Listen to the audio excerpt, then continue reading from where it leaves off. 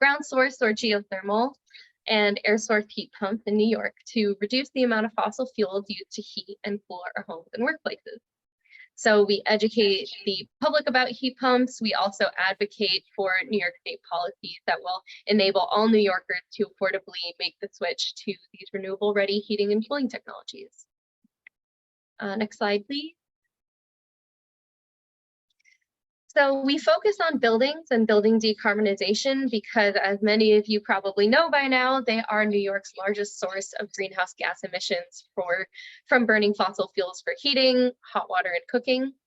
And so the gas fracking and distribution system that brings all of this fossil gas to our homes is also incredibly leaky, and this introduces additional environmental, climate, and safety issues.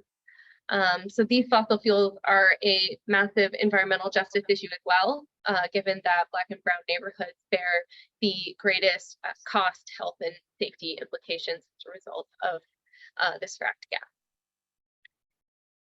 So on to our package. So we've probably talked a lot extensively about the package on previous calls and talked about all of the benefits for jobs and the economy, health and safety, energy affordability, as well as climate change.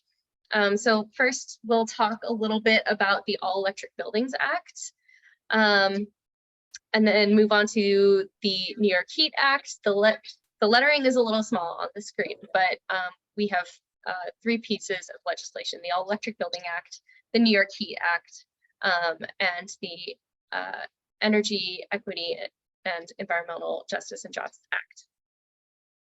So first, the All Electric Buildings Act, which would require all new buildings to be constructed without fossil fuel combustion systems or appliances, starting in 2024 for those under 7 stories, and by 2027 for larger buildings. We are so excited about this legislation because of how groundbreaking it is. It does already exist in Washington State, New York City, Los Angeles, and many other US cities. And that's very exciting because we know it can be done. And we know that new buildings are the best place to start because all electric buildings can be cheaper to construct than fossil fueled buildings. So New York builds almost 50,000 new buildings a year, and we undo so much climate progress when new fossil fuel systems are introduced into those buildings. So just to quantify it a little bit, the bill would eliminate an additional 4 million metric tons of CO2 by 2040. This is beyond reductions expected from New York City's similar law, and that is equivalent to keeping 870,000 cars off the road for 1 year. Energy efficient electric appliances would also protect health by avoiding NOx and SOx and other harmful emissions that come from fossil fueled appliances like gas stoves, furnaces, and dryers. So for instance, a recent study from the Rocky Mountain Institute found that nearly 19% of current childhood asthma in New York can be attributed to gas stove use. Next, we have the second piece of legislation that I mentioned, the New York Heat Act. And so this legislation is to address the fact that currently New Yorkers are forced by gas utilities to subsidize the expansion of deadly fracked gas delivery. And this system is increasingly expensive. It gets more expensive every year that the utilities refuse to decommission it and instead choose to maintain it. It's antiquated and it's not aligned with our Climate Act. We have to get off gas and our gas distribution and delivery system if we're going to meet our climate goals. So the New York Heat Act would implement some key recommendations from the Climate Action Council that would eliminate billions of dollars in subsidies for new gas hookups, would enable neighborhood scale building decarbonization through thermal energy networks, which we'll hear a little bit more about later. And ensure energy affordability for low and moderate income families by capping energy burdens at 6%, which is widely recognized as the maximum amount of energy burden that it is just for a household to bear.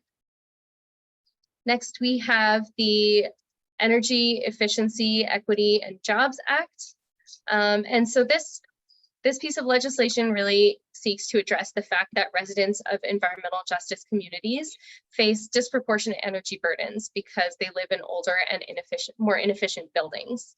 And so this legislation wants to ensure that these efficiency upgrades are actually equitably distributed, and all funding for energy efficiency investments are equitably distributed so that all communities have access to the energy efficient upgrades and retrofits that are needed to make a home comfortable and healthy.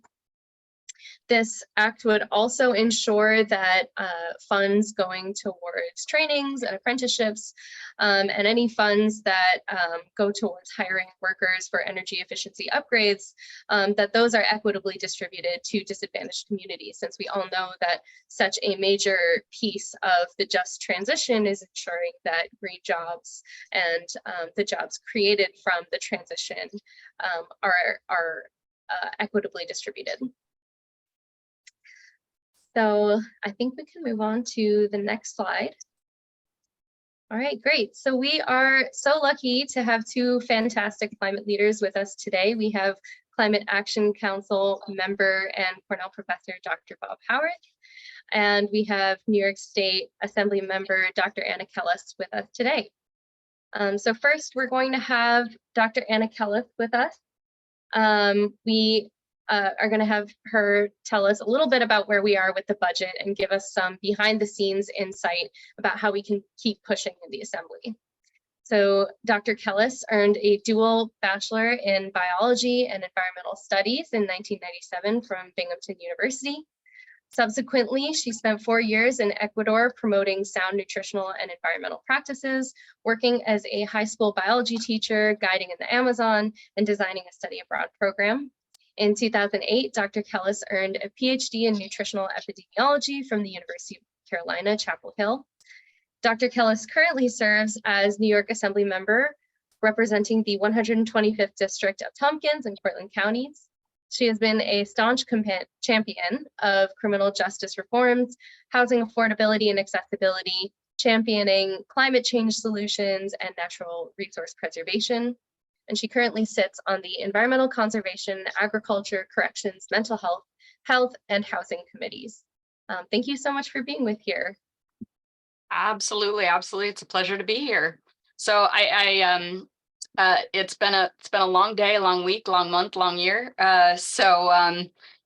A bit fatigued mentally, but really happy to see you all. I recognize many faces here, so this is very exciting. I feel like I'm in my home turf with my people. So I was given instructions to summarize the New York Heat Act, but Avni, you've pretty much covered those bases. And honestly, I think we are preaching to the choir with this group of people. So happy to give a sense of where we are, what we just went through, which was a little traumatic. I have slight PTSD from the last 2 weeks, but happy to share what happened on the inside, where we are. Part of that, of course, where we are right now is to a huge thanks to my dear friend, Dr. Howarth, who's also here with me. So we'll be doing a little bit probably of team tagging on some of this stuff. But as many of you know, the budget is stalled.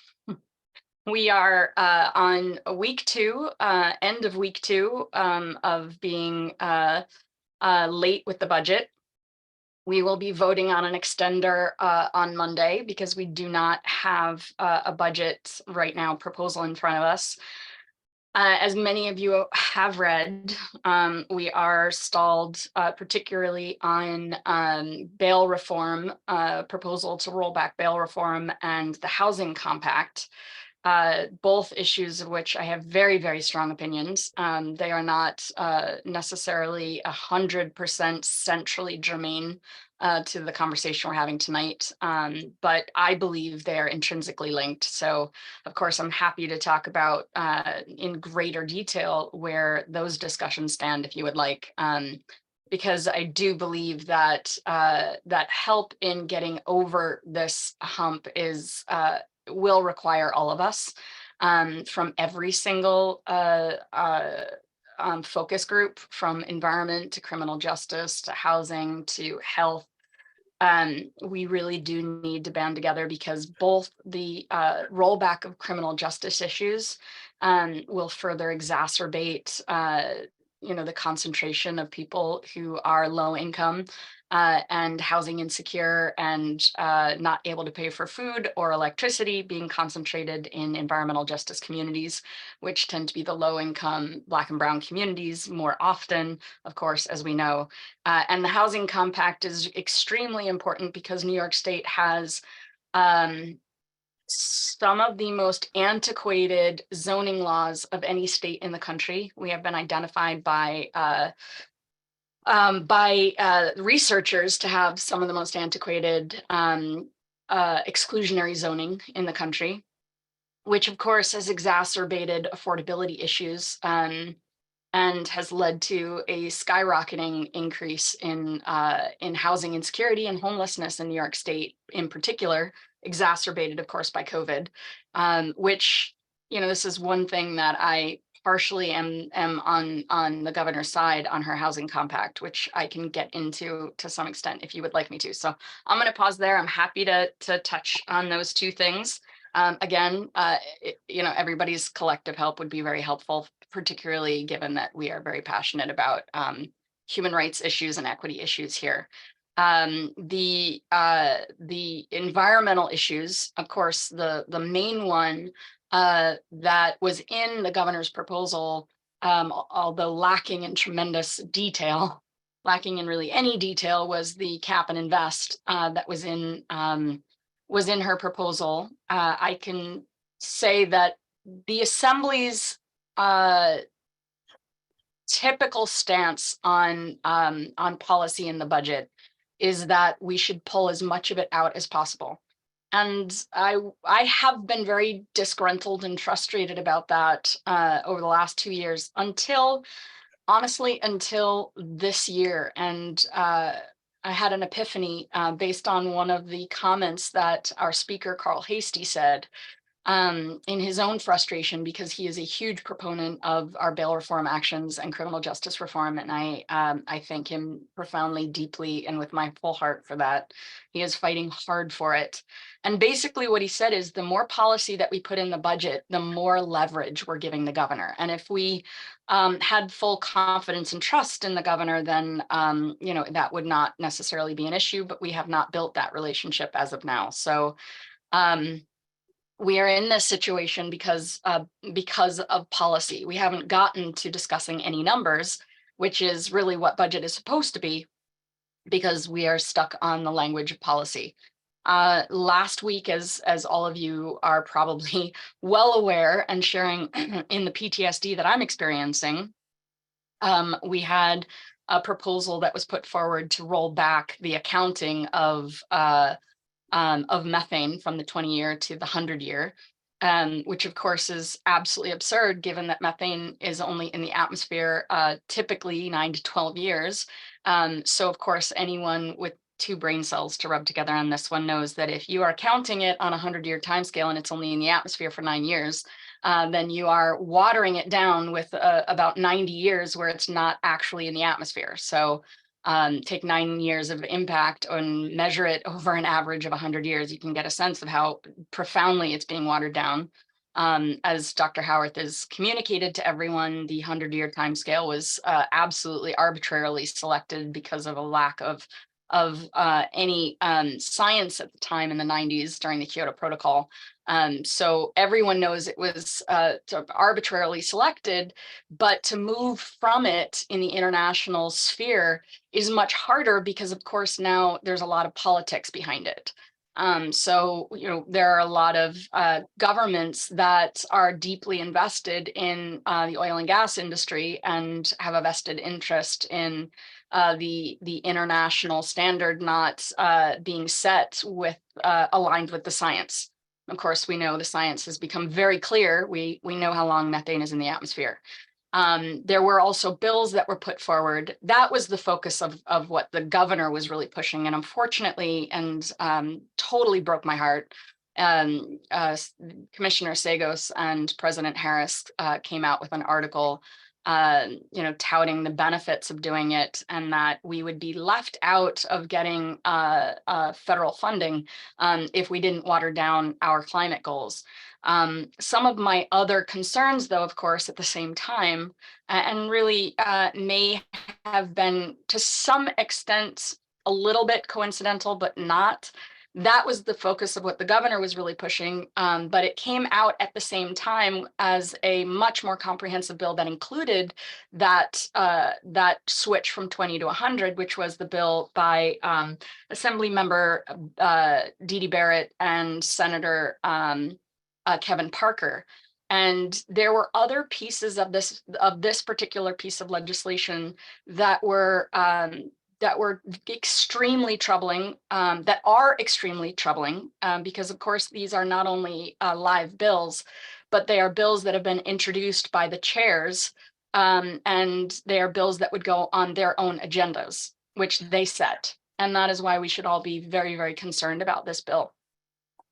And the other pieces of it that are really important to note is that it has language that in and of itself, 3 different sections of the bill that sound somewhat innocuous, but put together are mind-blowingly bad, which is that put together, they would create New York State as a large market for the importing of biofuels. And part of that language, and we would miss it as environmentalists, there's a word that says, well, we'll switch how we measure biofuels and measure them on the life cycle, a life cycle measurement. And, normally we would like this because, of course, then we are taking the all upstream actions into a calculation of what's going on with a fuel. But it doesn't work when you're doing it in a small state where you are incentivizing fuels from coming in from out of state. And when I say this, and I'll use methane as an example, ethanol as an example, and Dr. Howarth and I have discussed this.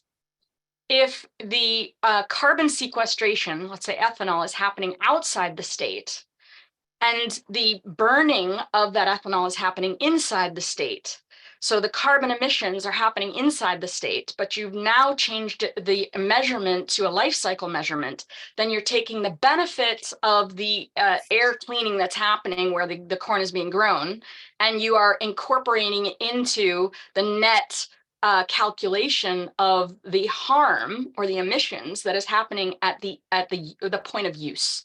So it will appear to be less bad because you are you're subtracting out the carbon sequestration that has happened at the point of growth. Now, even that, as anyone who's really studied this at all knows, that ethanol production and biofuel production is not carbon neutral at all. Of course, take ethanol for an example, they're saying you have 1 for 1. You've got the growth of the corn and then you have it burning in another location. But anyone who's studied this knows you've got all the carbon use from the tractors that are planting the seeds, that are using the fertilizer and spreading the fertilizer. Fertilizers are all petroleum based, heavy use of energy to produce them in the first place, and they're petroleum based. And then, of course, you have that multiple times. Then you have the harvesting, and then the ethanol creation process, the distilling process, is extremely energy intensive in and of itself, right? So you have all of that energy that you're putting into it, in addition to, right, just the simple equation that they'd like us to see, which is the carbon sequestration of growing the corn, and then the burning of the ethanol to release that carbon dioxide. So they have added to this bill that biofuels will not count, burning of biofuels will not count towards our carbon emissions cap. And that is said because, of course, it's carbon neutral. We should assume it's carbon neutral. Therefore, why should it be counted towards the cap? And if we're not counting it towards the cap, well, then that will further incentivize the importing of biofuels, sort of what California has done with the low carbon fuel standard. And now they're like super hungry and sucking in, trying to import as much biofuels as possible. How that is a climate solution, I have no idea. So there are a couple other things that this bill does, like take out the few words at the end of the section that says the allowing for biodigesters, and it says on site only. So it allows for farms, for example, to have biodigesters to produce the methane, convert it to electricity, use it completely on site. So you don't have massive methane leakage because of the transportation of methane, for example. Which is helpful for farms because they are already spread thin. They are all doing 3 jobs off the farm in order to be able to do the on farm, which, strapped because they can't even dictate the prices very often for selling their product. So farmers have gotten squeezed 10 ways to Sunday. This is something that could help them. But they took out the language that says on site only, which of course then would allow, and as you know, it would be the large farms that would be able to take advantage of this, not the small farms. So it wouldn't really help them at all, but it would enable the large farms and predominantly the big dairy farms to produce liquid natural gas, the methane from biodigesters, and basically package it up and sell it into the domestic and international market, literally creating a problem from a solution. And then finally, it allows for the accepting trash incinerators as part of the category of renewable energy infrastructure. And this is, of course, insane. Everybody who's studied, waste incinerators knows, one, that it produces massive amounts of carbon dioxide. But here's something that blows my mind, and that we all as environmentalists absolutely have to beat this one over the head, which is that people sort of think of trash incinerators as like waste goes in and poof, it disappears, right? And so it's this great solution. But anybody who's studied any system, right? I have a PhD in nutritional epidemiology. So I've studied a lot of biochemistry. I've studied the body, and I'm a human, so I eat, I produce waste because I'm not 100% efficient. It is a mechanical version of the human body. Food goes in and waste comes out in the form of ash. That ash still needs to go somewhere. And not only is it waste, but it is highly concentrated waste, meaning that all of the toxins like heavy metals are now highly concentrated. On top of it being waste, it's now highly concentrated toxic waste, which then goes into landfills, a lot of them that are uncovered and not 100% sealed, which then means a lot of it goes into our wastewater, et cetera, going into our air, a lot of it being really damaging. And then on top of it, waste incinerators, a lot of them are, is the waste has to be trucked to the facility. So massive amounts of gas for the trucks that are carrying it to those facilities. So there are other things that are problematic about this bill. I felt I needed to focus on it because I cannot emphasize enough how much this bill was literally the major industries of the oil and gas industries, the forestry industry, and big ag coming together, sitting in a room with a big whiteboard and throwing all their wish list onto a board and then throwing it into a bill. And that is what we're looking at. It is their entire wish list. So a very, very toxic bill. It was sort of thrown into the mix. And luckily, every single environmental organization up in arms. I wrote a detailed 4-page summary of this bill, sent it to the New York Times and Politico and all the activists and all the legislative colleagues. We circulated it everywhere. Bob wrote a letter to the governor and a letter to the legislature, and Dr. Todd Cowan and Dr. Howarth and Dr. Tony Ingraffia got together, a whole bunch of scientists, to counter a letter that had previously come out from a scientist, Gavin, I forget his last name, from ESF, who is funded by the oil and gas industry, that said, we should change to this other accounting because then we can take advantage of this national funding, which is completely not true. And I will let Dr. Howarth go into greater depth about that. So we did fight that back. The governor came back and said, I take it back. We're not going to do that in this budget. I did talk to the speaker and he gave me a bit of a wink, wink. It might have been thrown into the mix as a threat to try and get, thus moving on bail reform and get us to compromise on some of these other issues. But the fact that that bill is out there, it's carried by the chairs and they control the agendas, to me is very, very, very, very concerning. So I have that 4-page summary. I'll put it in the chat after I'm done, so that everybody here has it. Please use it, circulate it, do whatever you want with it. I'll close by saying we are stuck, and I have honestly, I don't get paid. Everybody, all staff get paid. We'll continue to do extenders. The governor gets paid, of course, so she doesn't have any incentive to push this through. But I could care less. I will continue to hold the line, at least for myself, against bail reform rollbacks. It's the wrong move. Also, primarily because all the data shows that it worked. Rearrest rates have gone down. It has been very successful in what it was intended to do. And all the data also points to the fact that people are getting repeatedly arrested for poverty. And the things that we should be doing are creating affordable housing, increasing mental health access, substance use disorder access, access to good jobs, training. Those are the things that we know will reduce crime, and we're not investing in those enough. So I have a bunch of colleagues who are holding the line with me. I know the speaker's holding the line. I know the majority leaders. But, at the end of the day, it's a game of chicken. We'll see where we end up. But I can tell you we're in that fight. The last thing I'll say, the Senate did put a set of very important environmental bills. I did have a dynamic conversation with the speaker today, because there is I think a push by the assembly to pull out cap and invest, which I am okay with. I think that should be negotiated outside the budget, given how little information was included about cap and invest. There were some worrying things about it. I am absolutely in support of it if it's done right. I don't think this was. But the Senate put in the New York Heat Act into their Senate proposal, the Climate Change Superfund Act, which I think is brilliant, the All Electric Buildings Act in its comprehensive full state, which is the version that absolutely must be included, and the Build Public Renewables Act. And I will just say that the pieces of it that are absolutely critical that we do pass, and if they aren't included in the budget proposals, I don't want to support it moving forward. I want the full one.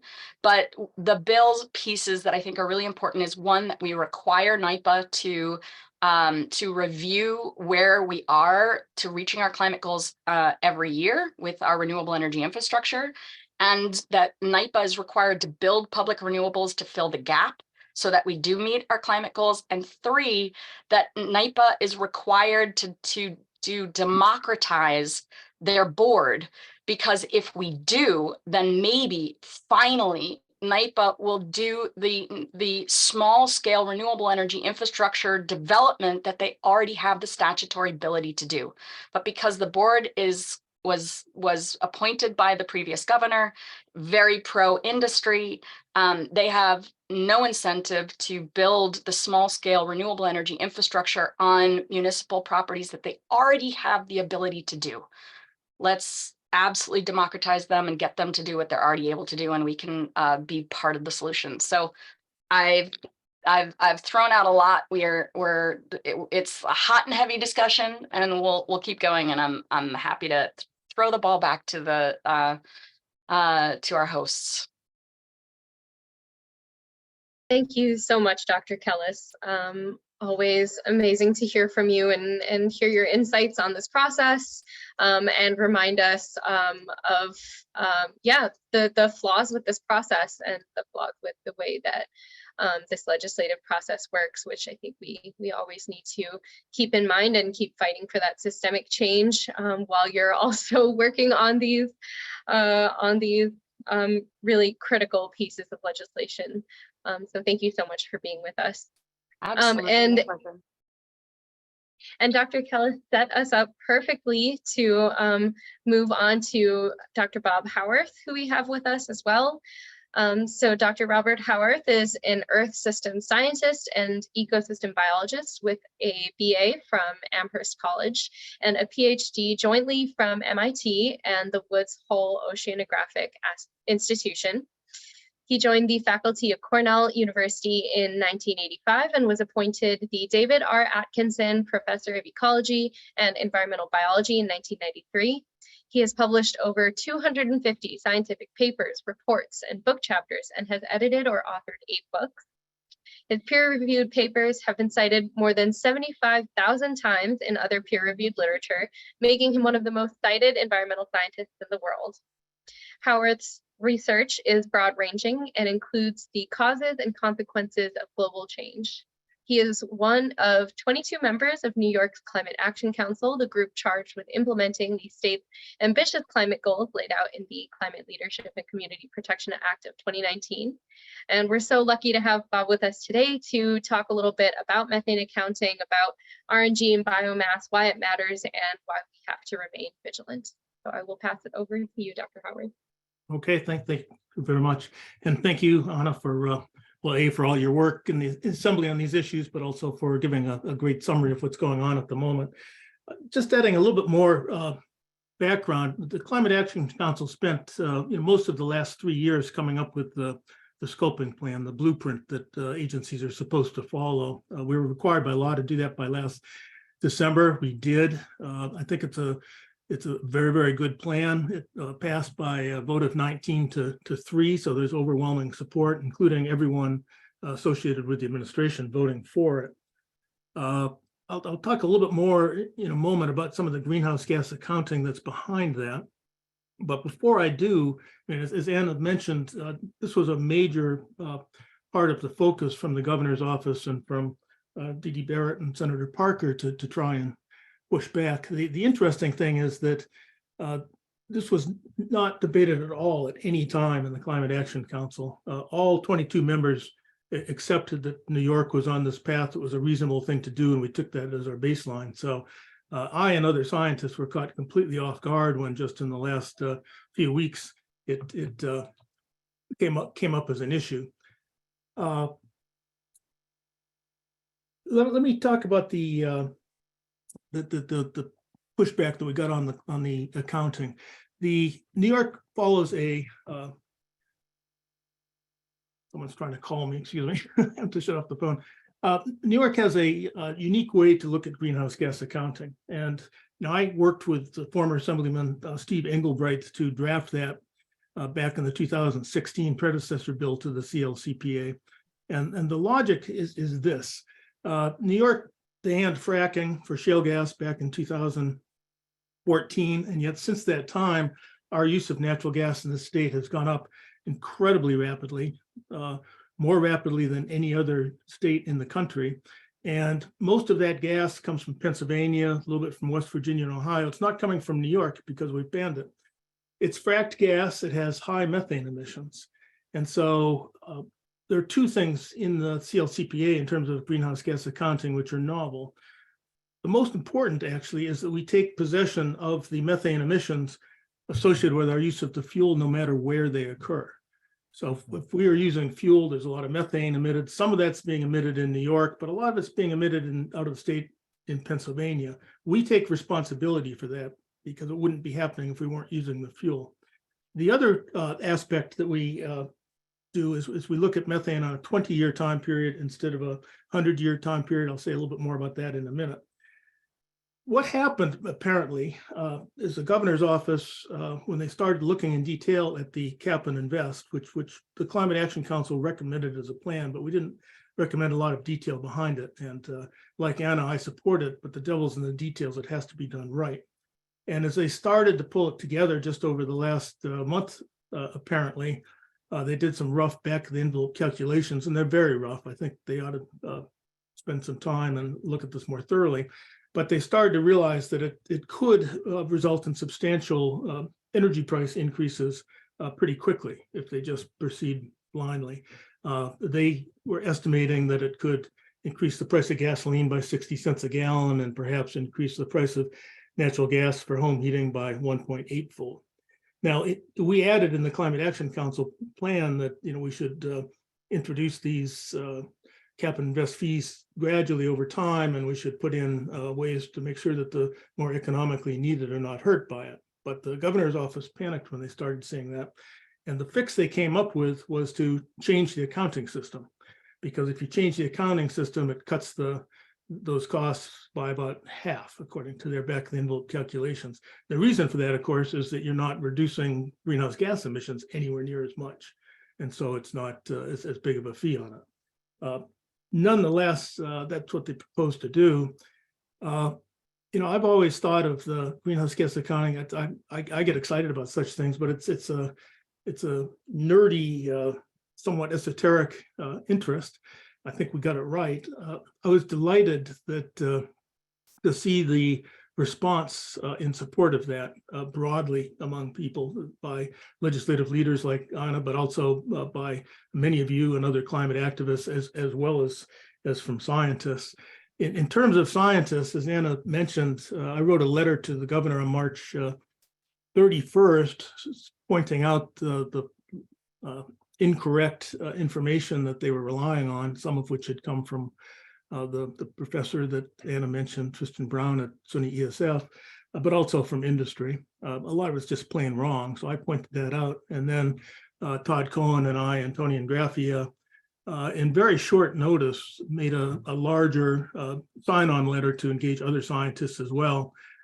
We circulated that, and within 48 hours, we got 33 scientists, many of whom are leading climate scientists in the world, to sign on to it.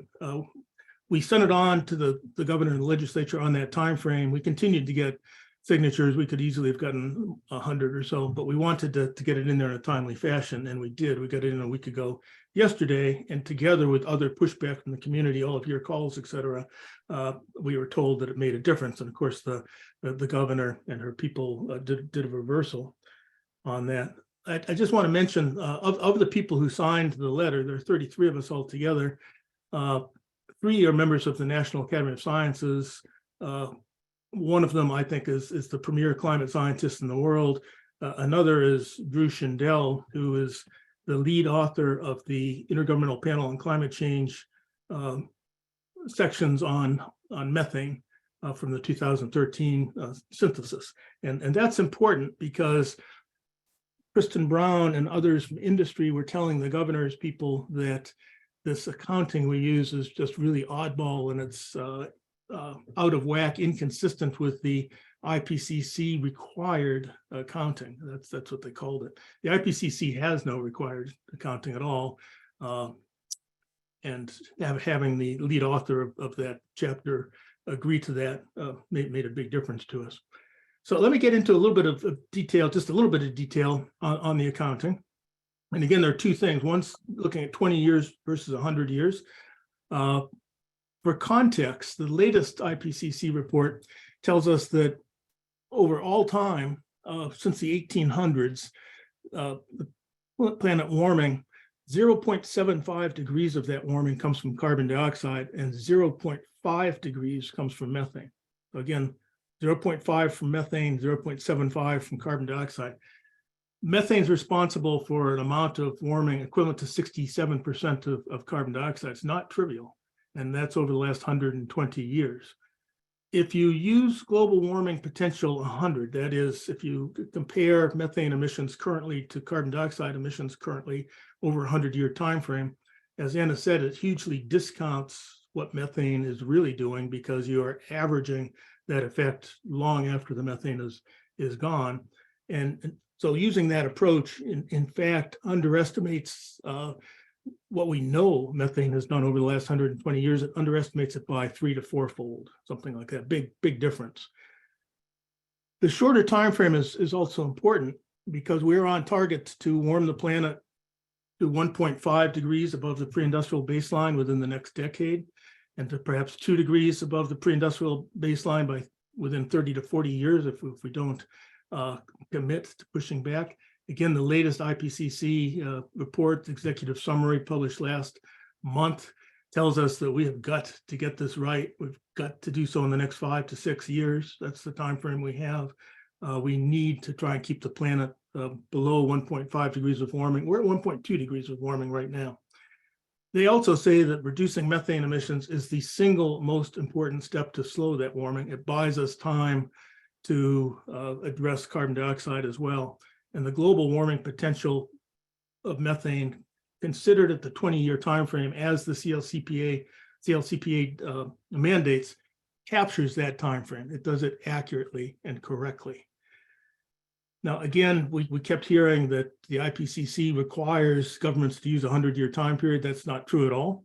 The US government and other governments use a 100-year time period by negotiation out of climate negotiations. Those decisions are made not by scientists, but by negotiators. It's based on really, really old science from basically 1990. It is not caught up to where the science is now. And of course, oil and gas industries pushed really, really hard to try and maintain that with less misleading information. So we felt it was important to push back, and at least at the moment, I think we've done a good job on that.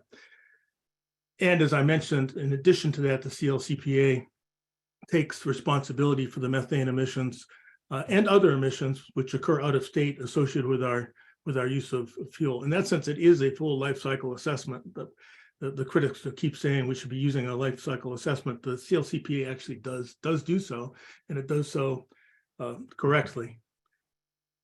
I want to say a little bit about, well, I was asked to say a little bit about renewable natural gas, and I will in a minute, but Anna brought up biofuels in general and also incinerators. And I just want to say that on the Climate Action Council, particularly over the last year, we spent an incredible amount of time debating what to do with trash incinerators, wood burning, power plants, biofuels in general, as well as renewable natural gas. Special subgroups of the Climate Action Council were set up. I was on the one which dealt with those issues. We met weekly for 4 to 5 hours every single week from June through about October, and we gave debates and presentations and debated before the full Climate Action Council as well. And our report is quite clear. Biofuels are a distraction. The best way to reduce greenhouse gas emissions in New York is with beneficial electrification, heat pumps for heating, and electric vehicles for transportation. There might be a very, very small role for biofuels, but it is small. And as for burning trash and incinerators, we said no. Anna laid out many of the reasons why. It's just a really bad idea. We also said it's probably not a good idea to be producing electricity from burning wood because it actually contributes positively, not positively, it adds to global warming, negative addition. I want to say a little bit more about renewable natural gas in particular. It's the zombie issue, which just keeps coming back up. You think it's dead and gone, and then all of a sudden someone's pushing it again. The oil and gas industry is strongly behind it. The biofuels industry, our farm interests are. So just a little bit of background on this. We're going to start with biogas before we get to renewable natural gas. And biogas is a mixture of methane and carbon dioxide. It's about 50-50. Each of those can come from landfills, can come from anaerobic digesters from manure, and it can come from wastewater treatment plants. And in our Climate Action Council scoping plan blueprint, again from last December, we said there's a role for using this as a resource. It's a very limited resource, so it's not going to go far, but certainly better to use the energy in the methane coming out of landfills than it is to simply just burn it off or let it go to the atmosphere. So let's use it.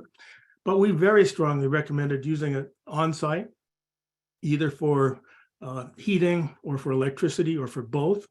And for environmental justice reasons, we said it would be best preferentially to use fuel cells to generate the electricity from this biogas rather than burning it in generators, less pollution. And keep in mind, landfills in particular are placed where they are because people weren't objecting. It's a huge environmental justice issue, and burning the methane as opposed to fuel cells would aggravate that. That's biogas. So what's renewable natural gas? Renewable natural gas is made by processing the biogas to remove the carbon dioxide. And why do you want to do that? Well, there's really only one reason to do it, and that's so you can put it in a natural gas pipeline. Otherwise, you can use it just fine without processing, and you can use it on site, as the Climate Action Council has recommended. There are two problems with processing the biogas to renewable natural gas. One is it takes energy, and often that's done using fossil natural gas with the emissions associated with that. You could instead use some of the biogas itself to process the rest of the biogas and burn the biogas for that energy, but then it's an inefficient use of the biogas compared to just using it without processing. The other is that it's extraordinarily difficult to completely separate all of the methane from carbon dioxide. And so there's studies out there, not a lot, but the few people who have looked at it have shown that the methane emissions associated with that processing of biogas into renewable natural gas are very, very high. They're high enough, in fact, that the greenhouse gas footprint just from those methane emissions from the processing make renewable natural gas worse from a climate perspective than using fossil natural gas. So the Climate Action Council is very negative on this, but it just pops up again and again as some sort of climate miracle. Finally, renewable natural gas and biogas will always be a scarce resource. And we went through these calculations in detail. I gave a briefing to the council, and NYSERDA did an independent analysis of their own as well. If we took all of the manure from all of the cows and livestock in the state of New York and used it highly efficiently to generate methane in anaerobic digesters, it would produce enough methane to make up a little bit less than 1% of our current use of fossil gas. And if we actively captured all of the methane from landfills and wastewater plants, that might be another 1.5%, 2%, something like that. So at best, if we were to develop this biogas capturing or put it to renewable natural gas, it's going to replace 3% of our use of fossil gas, and it's going to be astronomically expensive too, I will add. So it's terrible for consumers. So why does the natural gas industry want to push for this? You can see why the agricultural industry might, because it's another incentive payment thing. For the natural gas industry, they push this along their idea of putting hydrogen into pipelines, which is simply not a workable solution. It's not possible to do that. But the suggestion to the public and to policymakers that you might be able to do this allows them to keep using their pipelines to sell fossil natural gas. It's basically just designed to keep the status quo. And I know the industry knows that they can't really do this. So it's greenwashing, pure and simple. And yet it has this enough political force that it keeps coming up again as this zombie idea. So anyway, I hope that's clear, and I'll turn it back to our host. Pleased to be able to talk to you tonight. Thank you. And thank you for all the calls you've been making. Yes, thank you everyone here so much. And thank you, Dr. Howarth, for being with us. Truly appreciate you breaking down these issues because they are so insidious and are, as you say, that those zombie issues that keep coming back that we have to keep fighting. And so we're going to keep fighting this bad bill throughout this legislative session because we have no doubt that the fossil fuel industry is still going to try and get it passed in the regular legislative session. But I think we should probably turn it over back to our presentation, and I will pass it to our next speaker. So Kim, I'll give you a second to get our Thank you so PowerPoint much. back up. I'm gonna start sharing my screen again. 1 second. All right, go into slideshow mode. There we go. And thank you so much, Assemblymember Kelles and Dr. Howarth. You guys have been such champions and friends of our movement for so long, and we wouldn't be where we are without you. I just wanted, I know Dr. Kelles definitely went through where we are in the legislative session now and the budget. I just wanted to show you this timeline in case some people are more visual, just so you know where we are. So you remember January, all of us were together for the state of the state when the governor released her priorities. We moved into February where she released her executive budget. And that's when the Assembly and the Senate entered into legislative deliberation to put together their one house budgets. The Senate is now in negotiation to come out with what is the final budget, which we normally want to see by April 1st. But as Assemblymember Kelles pointed out, we are incredibly delayed. This is really made a mess of a lot of our work. We were accounting on a very specific timeline, and now things are very different. But activists, we just got to roll with the flow, and so that's what we are doing. Assemblymember Kelles mentioned that they will be potentially passing budget extenders on Monday. So the budget may not come out until the end of April. That would overlap with, what traditionally legislators will put out an Earth Day package. So for any of the policy work that we are fighting for in the budget, they'll sometimes throw it into an Earth Day package. So as we can see, the budget is going to be definitely overlapping with Earth Day. So that is something very different for us right now as we're organizing. So this is where we are. And then the end of the legislative session is in June. So after the budget is passed, we have a very short time to do any advocacy work for legislation that we want to see passed in this legislative session. And then where are the bills that we are fighting for in the budget? So we did get the Senate to pass and include in their budget both the New York Heat Act and an acceptable version of the All Electric Buildings Act. Where we are have some focus now is on the Assembly side of the budget and on the final budget and how those negotiations are going. So we want to make sure in the All Electric Building Act that we do get the dates that we want. We don't want them pushing it to electrifying buildings much later than we need or to hold back climate catastrophe. And then we want to also make sure that the New York Heat Act is also included in the Assembly budget. We want to make sure that, no changes to greenhouse gas accounting, and that would insult and destroy all the work that we did to put together the Climate Leadership and Community Protection Act over the years. And we want to work on decarbonizing state facilities. And I'm now going to pass it over to my incredible colleague, Jessica Adjale, to talk a little bit further about that. So I will pin you on the pictures, Jessica, but go for it. Thank you so much, Kim. And thank you to everybody who is here tonight. So I'm gonna be quick because I know we're going over time, but Kim just mentioned another piece that we're fighting for, which is the decarbonization of the state's own buildings.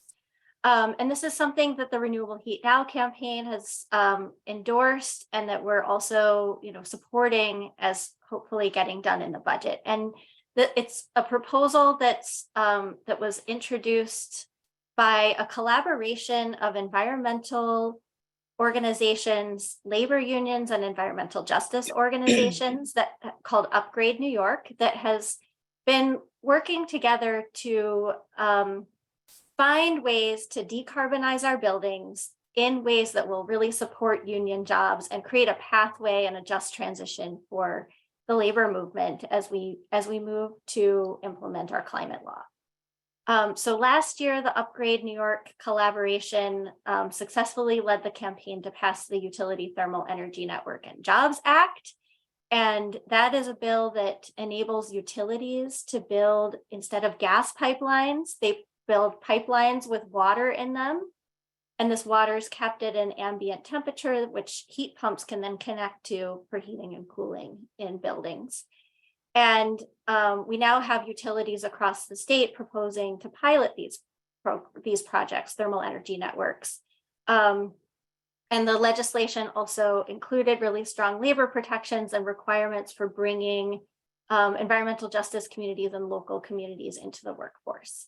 So if you can go to the next slide, we are now working to get another piece passed this year in the state budget. We're asking for funding and a commitment by the state to decarbonize its own buildings. So the state, New York State, owns hundreds of buildings across the whole state, and a lot of them are concentrated on facilities that have multiple buildings, such as college campuses. And if you look at the state-owned facilities that have lots of buildings on them, some of them emit a lot of greenhouse gases because they use a lot of fossil fuels in those buildings. And so what we're proposing is to fund the construction of shovel-ready thermal energy network related projects at state-owned facilities like college campuses, and developing plans to fully decarbonize very quickly 15 of the highest emitting facilities through the construction of thermal energy networks. We want to fund the engineering studies and other feasibility studies to get these projects shovel-ready by 2025. We're also asking for a commitment to eliminate greenhouse gas emissions from all state-owned buildings by 2040 with interim targets in 2030 and 2035. This would accelerate the decarbonization of state-owned buildings faster than the timelines in the Climate Act. And on all of this, including labor standards and prioritization of recruitment and wraparound services for bringing members of disadvantaged communities into the workforce. So the Senate and the Assembly both included proposals to fund these projects and to make this commitment on decarbonization of state-owned buildings in their one-house budgets. And we are pushing really hard to get the governor to support this as well and get it done in the final budget. And with that, I will pass it over to Andra. Hi, everyone. I am here to talk about our people power, because even though some moments have been discouraging this legislative session, look how much we are getting done together. So this year, we've finally been able to go back to Albany. And on March 22nd, hundreds of us rallied on the $1 Million Staircase.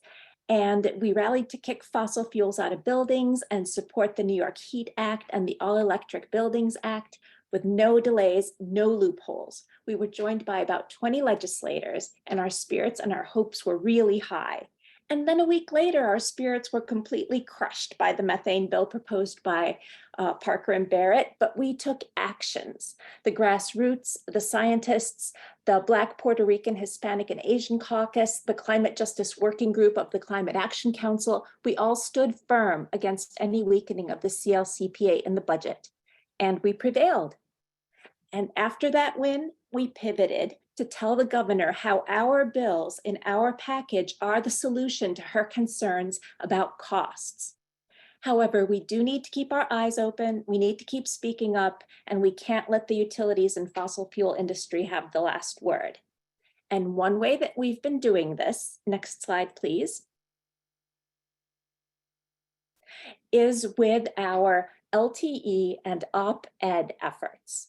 We have, together with the Sierra Club's letters to the editor writing volunteer team, and together with Renewable Heat Now's op-ed team headed by Anshul Gupta, we have gotten over 80 things published in the media since February. So that's 2.5 months, and I had to count again, but this is super exciting.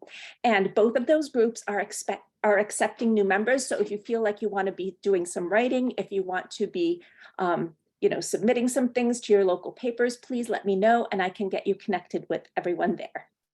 And next slide, please.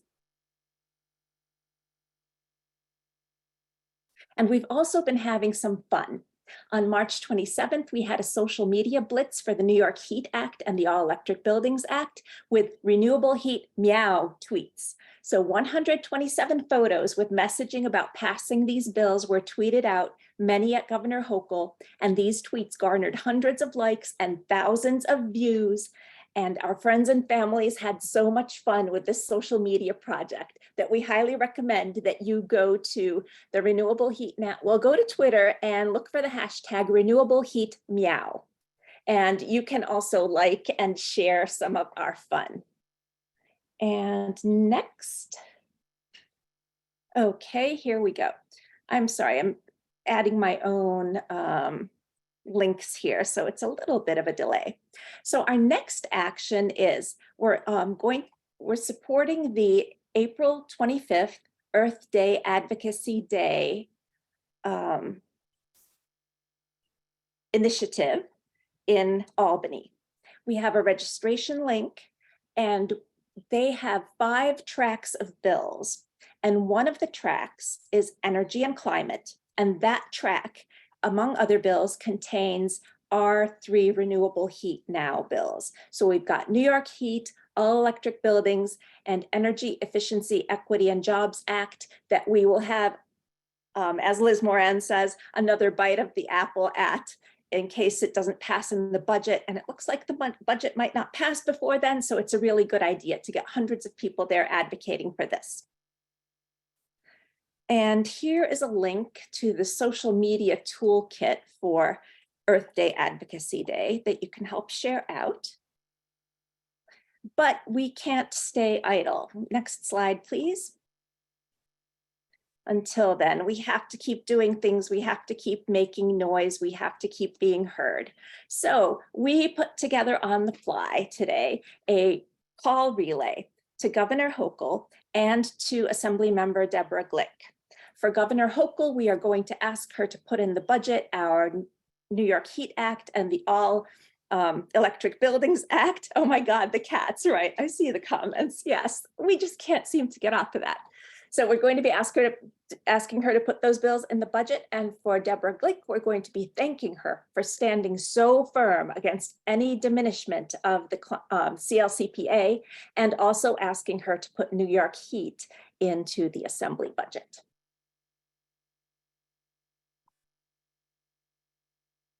So here, if you go to that call relay link right now, please put your name in at a time slot that is convenient for you. And please, after this call, get 3 of your friends and relatives to sign up also. And I bet we can do it. We can fill that sheet and we can fill the phone lines to Governor Hochul tomorrow. And I will now pass the next slide over to Avni. Thank you, Andra, for all your amazing work getting those actions together, and yeah, helping us see the impact of those actions. So just as a reminder, there's a couple to-dos. So you can RSVP for the Earth Day Advocacy Day, which Andra discussed and dropped the links to in the chat. So please do sign up if you're able to come for that. There's also the call relay happening tomorrow, which, you know, we filled call relay sheets in less time. So I truly believe if everyone here signs up, we can be ringing those phones off the hook. And then lastly, we have the Power Hour happening on May 11th. So do sign up for that, because we'll try and have some budget updates for you then, what we won, what we're still fighting for, and we'll, of course, I'm sure, have more actions for everyone to take then. So thank you all so much for being here. Nothing would be possible without the people who join these calls, make calls, show up to lobby days. You all are so amazing and inspiring, and really make the movement happen.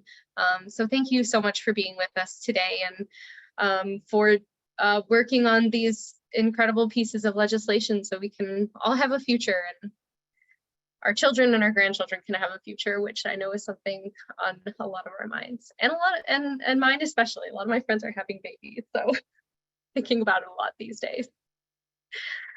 Thank you all for being here.